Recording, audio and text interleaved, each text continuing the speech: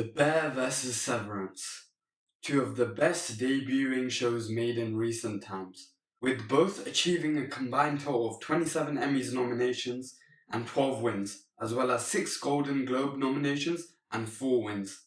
But which one is better? To determine this, we'll go through 10 different aspects of what makes a show good. Before we start though, I need to warn you guys about how nice I am. Seriously, I'm too nice. Watch this video till the end, or else you're a wuss and you'll end up in the break room and you'll be locked up in the freezer. Let's start off with number 1.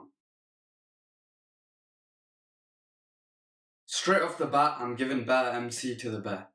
Quite frankly, Kami's best in the business. Pun unintended. His ambition to prove his brother wrong led him to work at the best restaurant in the world. Bear in mind, pun intended, the 3 stars, highest in the Michelin system. Yeah, fine, I'll stop with all the puns. Although Kami is reserved and has anger issues, his personality is intriguing and he's instantly likable. Both marks are kinda cool, but let's be honest, it's not even close. Moving on to the antagonist, I'll give this one to Severance. The Bear doesn't really have a villain, unless you count Richie as one initially, or Kami's mom, or even Lee, but you wouldn't outright call them antagonists, so this one was very obvious. Severance has multiple dislikable people, like Miss Kobo, Milchick, Auntie Helly, her dad, Grainer, and even the senator's wife for that matter. I don't like her. At all. What the even is her name? So irrelevant. Anyways, overall, it's 1-1. This one has to go to Severance. Not to undermine the Bear, which had a very compelling story, Severance was an original, refreshing new concept that explores work life in an accurate way, but just the whole idea of severing yourself and having 2 versions of the same person was undoubtedly genius. Unexpected character deaths, multiple plot twists that weren't forced. It's fair to say there was lots of juicy content done the right way. That sounds weird, but you know what I mean. There were many scenes with subtle moments and foreshadowing, such as Irving's innie seeing black paint take over his surroundings, and why Helly's outie was adamant on keeping her innie inside. The Bear also had such moments as we came to learn why Michael still chose to buy the medium tomato cans, even though they were more expensive. This one was very tight. Dylan's character development was awesome. He went from selfish, caring about waffle parties and perks, to volunteering so that the other innies of MDR get to see and live their outies' lives, albeit for an hour. Both marks had development too. Helly's arc was also great. But on the other side, we have Kami, who still has anger issues, but is learning to control it. Not just Kami, but everyone was a whole mess at the start of the show. Sydney was a young new talent with a lot of potential, later fully committing and having a huge role as sous chef. Tina disliked Sydney and let's just say was not up to the mark. Look, I didn't say it. It was on the screen, okay, but I didn't say it. Anyways, Tina learns a lot from culinary school. And in a full circle moment, Sydney appoints her as Sue. Kami's sister Natalie wasn't even involved with the business, but ends up becoming project manager. That moment of her mom visiting the restaurant from the outside felt like she was really sorry for all the trauma she gave to Natalie. Richie's development was truly divine. I mean, from being the most annoying character that felt like didn't fit in anywhere, to staging effortlessly in Chicago's top restaurant. That was easily the second best episode of the entire show. I haven't even mentioned the others yet, like Fak, Marcus, and Ibrahim. It's greatness versus perfection, so this one definitely goes to the Bear. Severance's pacing is deliberate and methodical. The show unfolds its narrative gradually, allowing viewers to immerse themselves in the eerie atmosphere. The measured pacing builds tension and suspense, keeping audiences engaged while also allowing for moments of character development and exploration of the show's themes. The bear's rapid-fire energy mimics the hectic atmosphere of a busy kitchen. The show throws you right into the action, mirroring the pressure and stress chefs face during service. This style keeps the audience engaged and on edge, reflecting the show's themes of chaos and urgency. I think both excel in this department.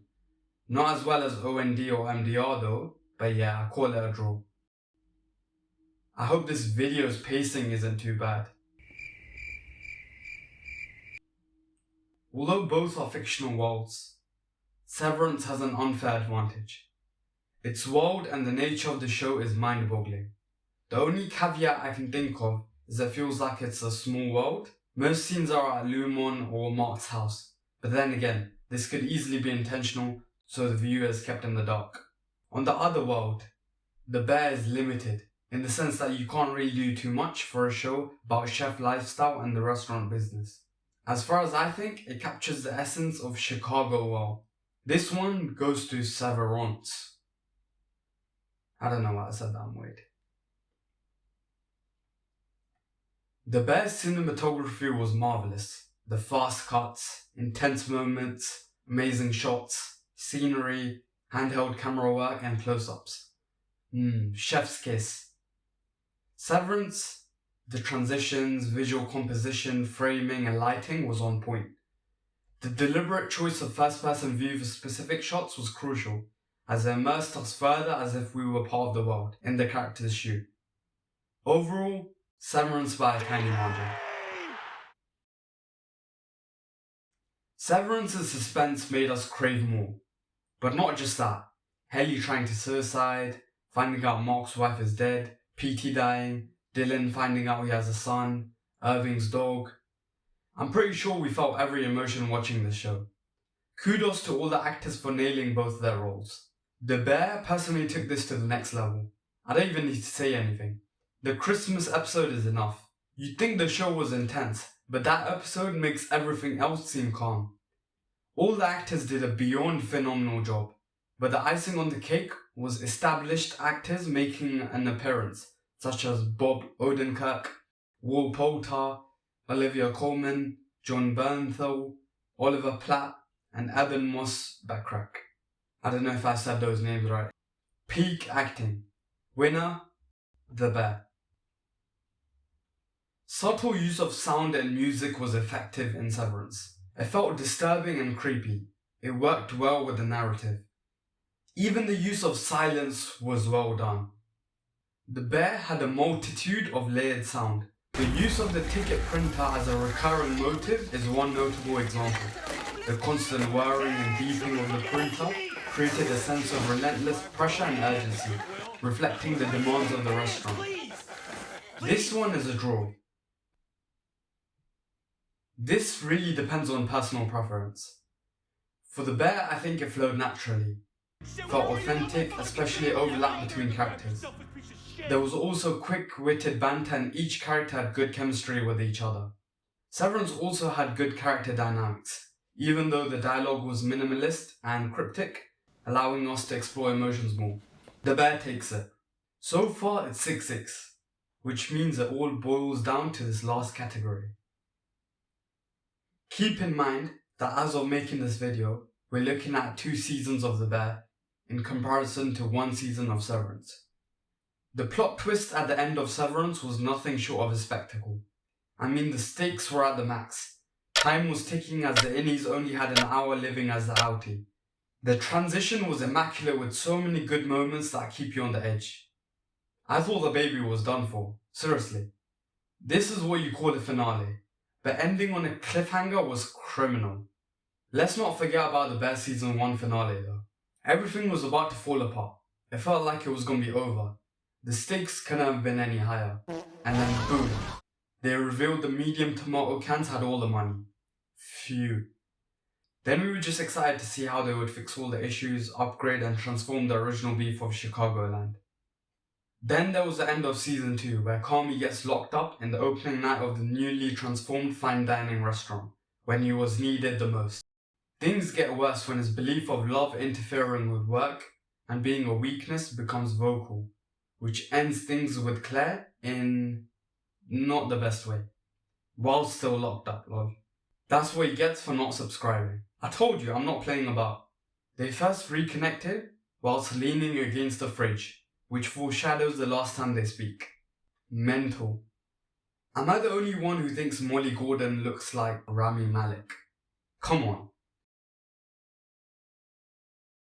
Anyways, your winner by majority decision is... Just kidding. The winner is Severance. Bye.